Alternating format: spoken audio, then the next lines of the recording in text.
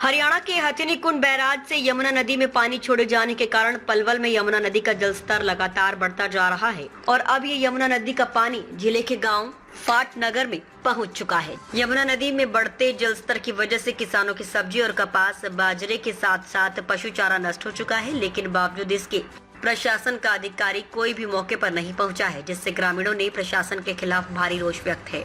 यमुना का जलस्तर बढ़ने से पलवल जिले के दर्जनों गांवों में बाढ़ जैसे हालात पैदा हो गए हैं। यमुना नदी का पानी खेतों में खड़ी फसल तक तो पहुंच चुका है, साथ ही ये पानी गांव के रास्ते तक पहुंच गया है, जिससे ग्रामीणों के मन में ये भय पैदा हो गया है। आपको बता दें कि पहाड़ी क्षेत्रों में भारी बारिश होने के कारण यमुना नदी का जलस्तर लगातार बढ़ता जा रहा है, जिसे देखते हुए हथिनीकुंड बैराज के गेट खोल दिए गए हैं। पलवल जिले में यमुना नदी अब पूरे उफान पर है। पिछले एक सप्ताह से लगातार पानी छोड़े जाने से यमुना नदी के किनारे बसे गांवों में बाढ़ जैसे हालात पैदा हो गए हैं।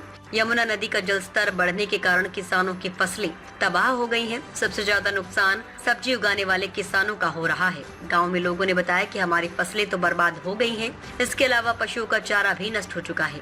गांव में घुसे पानी की वजह से ग्रामीणों ने बताया कि आम आदमी से लेकर घरेलू पशुओं को भारी दिक्कतें बनी हुई है। उन्होंने बताया कि गांव में यमुना का पानी घुस गया है। प्रशासनिक अधिकारियों से लेकर राजनेताओं ने अभी तक गांव का दौरा नहीं किया है। ग्रामीणों का कहना है कि इस समस्या को लेकर वे केंद्रीय मंत्री से कर चुके हैं, लेकिन उसके बाद भी इस समस्या का कोई समाधान नहीं किया गया है। उन्होंने बताया कि प्रशासनिक अधिकारी भी उनकी कोई सुनवाई नहीं कर रहे हैं। विजय जी, जो यमुना का स्तर, जो जल स्तर लगातार बढ़ता जा रहा है, इससे कितनी परेशानी और कहाँ तक ये यमुना का पानी पहुँच चुका है, कितना नुकसान है? सर, इधर काफी किसानों को भारी नुकसान है। इधर क्योंकि इधर सारी फसलों का तो कच्ची फसल तो सारी नष्ट हो गई है। लौकी, तोरई, ग्वार आदि और भी फसलें बो रखी है किसानों ने, और धानों में भी काफी नुकसान है। धान की फसल भी नष्ट है, लगभग कुल थोड़ी बहुत बची होगी जिसकी बची है, बाकी सब नष्ट है। तो ये दिन हो गए जल को, मतलब पानी को भरे हुए। तो ये गांव तक पहुंच चुका पानी? हाँ, गांव के जस्ट सटा हुआ है, 1 एकड़ की दूरी है बस। तो कितना, मतलब क्या पानी के बह के कारण आपको रात दिन क्या पहरा देने की भी कोई? पूरे टाइम किसान जगे रहते हैं, पूरे रात भर जगा रहना पड़ता है। टॉर्चों से अपना देखना पड़ता है, इधर उधर किसान सोते नहीं पूरी रात।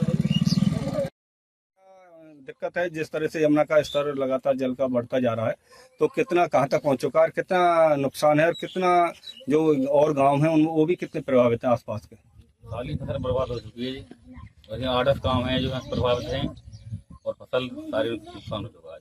प्रशासनिक अधिकारियों में से कोई इसका जायजा लेने आया है क्या? अभी तक कोई प्रशासन अधिकारी नहीं आया। क्या कोई प्रशासन की तरफ से कोई निर्देश दिए गए अभी तक? नहीं है, वैसे चौकीदार ने रोड पीट ली है, बाकी और कोई प्रशासन नहीं है। जैसा पानी का जल स्तर बढ़ रहा है, गांव की ओर बढ़ रहा है, ये तो इसको लेकर प्रशासनिक किसी भी अधिकारी का कोई बयान या कोई आया?